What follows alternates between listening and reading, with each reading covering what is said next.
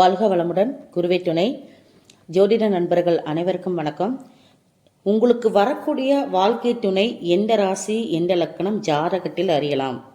So அதை பற்றி தான் இன்னைக்கு பார்க்க போகிறோம். அதாவது நிறைய பேத்துக்கு எந்த மாதிரி நமக்கு குணங்கள் இருக்கக்கூடிய வாழ்க்கை துணை வருவாங்க அப்படிங்கிற ஒரு எதிர்பார்ப்பு இருக்கும்.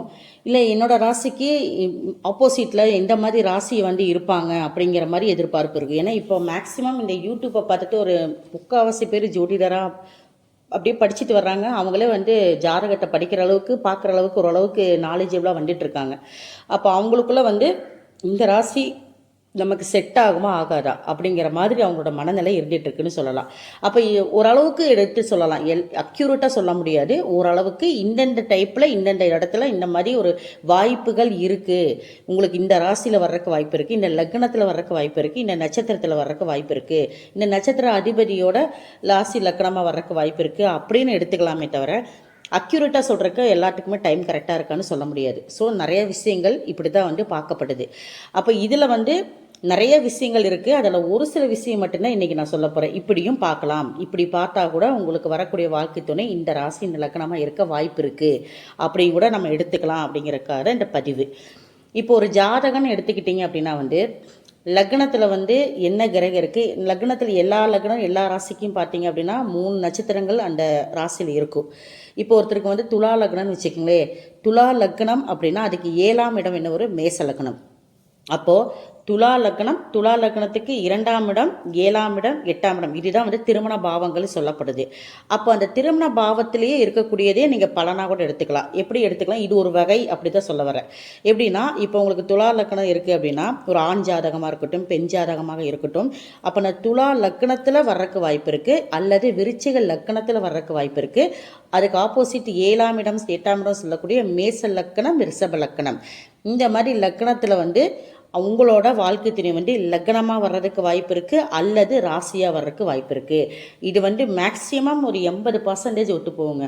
நீங்கள் நிறையா பேர்த்தோடது உங்களோட அப்பா அம்மா ஜாதகமோ இல்லை உங்களோட கூட பிறந்தவங்க ஜாதகம் திருமணம் ஆயிருக்கு அப்படின்னா அவங்களோடது எடுத்து பாருங்கள், மேக்ஸிமம் ஒட்டு போகும். ஒரு சில ஒத்து போகலை அப்படின்னா அவங்களோட டைம் ஒரு வேளை கரெக்ஷன் இருக்கலாம், இல்லை மேபி எப்படி ஏதோ ஒரு விஷயத்தில் வாக்கிய பஞ்சாங்கம் திருக்கணித பஞ்சாங்கம் இந்த மாதிரி ஒரு சில விஷயம்லாம் நிறைய இருக்குது. ஸோ இதில் உங்களுக்கு எது ஒத்து போகுது ஒத்து போகலையோ அதுக்கு தகுந்த மாதிரி நீங்கள் இந்த வீடியோ நீங்கள் பயன்படுத்திக்கிங்க. ஓகேங்களா? ஸோ அப்போ ஒரு ஜாதகத்தில் நான் சொன்ன மாதிரி துலா லக்னம் அப்படின்னா துலா லக்னம் விருச்சிக லக்னம் ரிஷப லக்னம் அல்லது மேச லக்னம் அல்லது ரிஷப லக்னம், இவ்வளோதான் சிம்பிளான விஷயம். நீங்கள் ஞாபகம் வச்சுக்கோங்க. இதில் தான் உங்களோட லக்னமாக வரும் வாழ்க்கை துணையோட லக்னம் வரலாம் அல்லது ராசி வரலாம். ஓகேங்களா? ஸோ நிறைய கேட்டகரி இருக்குது பார்க்குறது. இதில் 2 கேட்டகரி மட்டும்தான் உங்களுக்கு நான் சொல்கிறேன் இன்றைக்கி. அதுக்கு அடுத்தடுத்த வீடியோவில் மேக்ஸிமம் உங்களுக்கு எல்லாமே சொல்கிறதுக்கு ட்ரை பண்ணுறேன். பட் வீடியோ போட முடிய மாட்டேங்குது, வேறு ஒன்றும் கிடையாது. மோஸ்ட்லி இதை மட்டும் நீங்கள் மேக் பண்ணி பாருங்கள். இது எந்த அளவுக்கு கரெக்டாக இருக்குன்னு நீங்கள் இதை ஒவ்வொரு ஜாதகத்தையும் எடுத்து நீங்கள் ஆராய்ச்சி பண்ணி பாருங்கள். உங்களோட ரிலேஷனு உங்களோட கூட பிறந்தவங்களோட ஏதோ ஒன்று பார்த்தீங்கன்னா மேக்ஸிமம் மேட்ச் ஆகும். ஓகேங்களா? அடுத்தது என்ன பார்க்கணும் அப்படின்னா, இப்போ நீங்கள் இதே துலா லக்னத்தை வச்சு நான் சொல்கிறேன். துலா லக்னம் இல்லை ராசி உங்களுக்கு தனுசு ராசின்னு வச்சுக்கிங்களேன். இந்த தனுசு ராசியில் என்ன நட்சத்திரம் இருக்குது? கேதுவோட நட்சத்திரம், சுக்கிரனோட நட்சத்திரம், சூரியனோட நட்சத்திரம் இருக்குது. அப்போ என்னென்னா மூலம் பூராடம் உத்திராடம் இந்த 3 நட்சத்திரம் இருக்குது. அப்போ இந்த 3 நட்சத்திர அதிபதியே உங்களோட வாழ்க்கை துணையோட லக்னமாக வரலாம், ராசியாக வரலாம். உங்களோட ராசி ஓகேவா, அல்லது உங்களோட லக்னத்தில் இருக்கக்கூடிய 3 நட்சத்திரங்கள் இருக்குது பார்த்தீங்களா, அந்த 3 நட்சத்திரத்தோட அதிபதியே உங்களுக்கு வரக்கூடிய வாழ்க்கை துணையோட லக்னமாக ராசி வரலாம். அப்போ உதாரணமாக இப்போ தனுசு ராசின்னு வச்சுக்கிங்களேன். இங்கே தனுசு லக்னமாகவே வச்சுக்கிங்களேன். தனுசு லக்னம் அப்படின்னா அந்த லக்னத்தில் 3 நட்சத்திரம் இருக்குல்ல, அதாவது கேதுவோட நட்சத்திரம். அந்த கேது எந்த இடத்துல இருக்கோ அந்த அதிபதி நீங்கள் கணக்கு வச்சுக்கலாம். இப்போ கேது ஒரு வேளை ரிஷபத்தில் இருக்குது அப்படின்னா ரிஷபம் சுக்கிரன், அப்போ ரிஷப ராசி ரிஷப லக்னம் இப்படி வர்றக்கு வாய்ப்பு இருக்குது அப்படின்னு.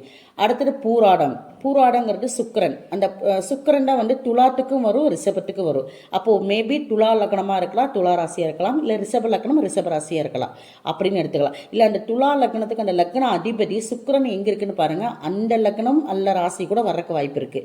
அடுத்தது என்ன பார்த்தீங்கன்னா உத்திராடம் சூரியனோடது, சிம்ம லக்னம் சிம்ம ராசி இப்படி வர்றக்கு வாய்ப்பு இருக்குது. ஸோ இந்த மாதிரி தான் நீங்கள் மேட்ச் ஆகிறதுக்கு மேக்ஸிமம் வாய்ப்பு அதிகம். இதில் என்ன ஒரு விஷயம் அப்படின்னா, மேட்ச் ஆகிற ஒரு பக்கம் இருந்தாலும் உங்களோட ராசிக்கு உங்களோட லக்னத்துக்கு அது 6 8 இருக்குதா அதையும் நீங்கள் வந்து மெயினாக பார்க்கணும். அதாவது உங்கள் லக்னத்துக்கு வரக்கூடிய உங்கள் லக்னம் 6 8 12 இருந்தால் மேக்சிமம் அது பொருந்தாது. இதே ராசியும் 6 8 12 இருந்தாலும் அப்படி இருக்குது. பட் இது வந்து பெரிய லெவலில் நீங்கள் அதை பற்றி யோசிக்க வேண்டிய அவசியம் இல்லை. ஏன்னா ஒருத்தருக்கு ராசி வந்து பொருத்தம் இல்லை, லக்னம் பொருத்தம் இல்லைன்னா மன ஒற்றுமை வேற்றுமை இதுதான் வந்து உங்களுக்கு வந்து மோஸ்ட்லி வந்து உங்களுக்கு பிடிச்சது அவங்களுக்கு பிடிக்காம இருக்கலாம். நீங்கள் எதிர்பார்க்குற விஷயம் அவங்க எதிர்பார்க்காம இருப்பாங்க. அந்த மாதிரி தான் வந்து வேரியேஷன் வருமே தவிர மற்றபடி இது வாழ்க்கையை வந்து அப் அண்ட் டவுனு நிர்ணயிக்காது. ஸோ அது வந்து அவங்களோட தசா புத்தி இதெல்லாம் வந்து கணக்கு பார்க்கணும். அடுத்தது பார்த்தீங்க அப்படின்னா வந்து பொருத்தங்கள், கட்ட பொருத்தம்னு ஒன்று இருக்குது. உங்களோட கட்டத்தில் இருக்கக்கூடிய கிரகம் அந்த கிரகத்தில் அவங்களுக்கு அதே ராசியில் என்ன கட்டம், அந்த கட்டத்தில் அந்த ராசியில் என்ன கிரகம் இருக்குது. இப்போ உதாரணமாக வந்து துலாத்தில் வந்து உங்களுக்கு செவ்வாய் இருக்குது அப்படின்னா அவங்களுக்கு துலாத்தில் செவ்வாய் இருந்தால் சூப்பர், வரக்கூடிய வாழ்க்கை துணைக்கு அப்படி தான் பொருத்தம் பார்க்கணும். மேபி உங்களுக்கு செவ்வாய் இருந்தால் அவங்களுக்கு அதில் கேதுவோ ராகுவோ இருக்குன்னா பொருத்தம் வராது. ஸோ இந்த மாதிரி தான் வந்து கேட்டகரியில் நம்ம பொருத்தம் பார்க்கணும். அப்போ உங்களோட ராசி லக்னம், உங்களுக்கு வரக்கூடிய வாழ்க்கையோட ராசி லக்னம் எப்படி எடுக்கணும்னு ஓரளவுக்கு உங்களுக்கு புரிஞ்சிருக்கும். உங்களோட லக்னம், உங்களோட ராசி எடுக்காதீங்க, உங்கள் லக்னத்தையே கூட கணக்கு எடுத்துக்கோங்க. நீங்கள் துலா லக்னமாக இருக்குது அப்படின்னா லக்னம் அடுத்த 2வது வீடு, அடுத்தது 7வது வீடு, 8வது வீடு. அப்போது துலாம், விருச்சிகம், மேசம், ரிஷபம் இதில் வந்து ராசியோ லக்னமோ உங்களுக்கு வரக்கூடிய வாழ்க்கை துணை வரலாம். அடுத்து துலாத்தில் இருக்கக்கூடிய 3 நட்சத்திரம் இருக்குது. அந்த 3 நட்சத்திர அதிபதியோட வீடு அந்த வீட்டு அதிபதியோட வீடு இருக்குது பார்த்தீங்கன்னா அந்த வீடு வந்து உங்களுக்கு வரக்கூடிய வாழ்க்கை துணைக்கு லக்னமாவோ ராசியாவோ வரலாம் அப்படிங்கிற விஷயத்தை எடுத்துக்கலாம். இது வந்து 2 விஷயம் தான் சொல்லியிருக்கேன், நிறைய விஷயங்கள் இருக்குது. ஸோ இதே மோஸ்ட்லி ஓரளவுக்கு பொருந்தி போகும். அப்போ இதுலேயே நீங்கள் வந்து எடுத்து வச்சு பார்க்கலாம் இப்படி கரெக்டாக இருக்கான்னு. ஓகேங்களா? அப்போ இது இருந்தும் கூட உங்கள் லக்கணத்துக்கு உங்கள் ராசிக்கு அது வந்து வேறையாக வருது, வேறைனா பொருத்தம் 6 8 12 வருது அப்படின்னா அது மேட்ரு கிடையாது, பிரச்சனை இல்லை. மற்ற விஷயத்தையும் நம்ம கவனமாக பார்க்கணும். ரஜ்ஜி பொருத்தம் பார்க்கணும். அடுத்தது பார்த்தீங்க அப்படின்னா வந்து முக்கியமான பொருத்தம் வந்து என்ன சொல்கிறோம் அப்படின்னா வந்து ரஜ்ஜு, அதுக்கப்புறம் வந்து யோனி பொருத்தம், இந்த மாதிரி வந்து முக்கியமான ஒரு 4 5 பொருத்தம் இருக்குது. அதை மட்டும் நீங்கள் பார்த்தீங்கன்னா போதும். மற்றபடி கட்ட பொருத்தம் தான் உங்களுக்கு வந்து பேசும். 9 பொருத்தம் இருக்கிறத நிறைய டைவர்ஸில் வந்து நிற்கிது. ஸோ அவ்வளோ தேவைகள் கிடையாது. நமக்கு தேவையான பொருத்தங்கள் இருந்தால் போதும். இது வந்து ஒரு 10% நட்சத்திர பொருத்தத்துக்கு நான் கொடுப்பேன். மற்றது வந்து கட்ட பொருத்தம் தான் மெயின். இந்த கட்ட பொருத்தத்தை வச்சு தான் உங்களோட வாழ்க்கை துணை உங்ககிட்ட லைஃப் லாங் எப்படி ட்ராவல் பண்ண போகிறாங்க, உங்களுக்கு அவங்க வந்ததுக்கப்புறம் எந்த மாதிரி வேலையாக இருக்கட்டும், தொழில் ரீதியாக இருக்கட்டும், லைஃப்பில் வந்து எந்த அளவுக்கு சப்போர்ட் பண்ணுறாங்க, அதெல்லாமே வந்து கட்டத்தை வச்சு தான் நம்ம பொருத்தம் பார்க்கணும். ஓகேங்களா? ஸோ இதுதான் அது கட்ட பொருத்தம் எப்படி பார்க்கணுங்கிற வீடியோ இன்னொரு நாள் போடுறேன் நான். சரிங்களா?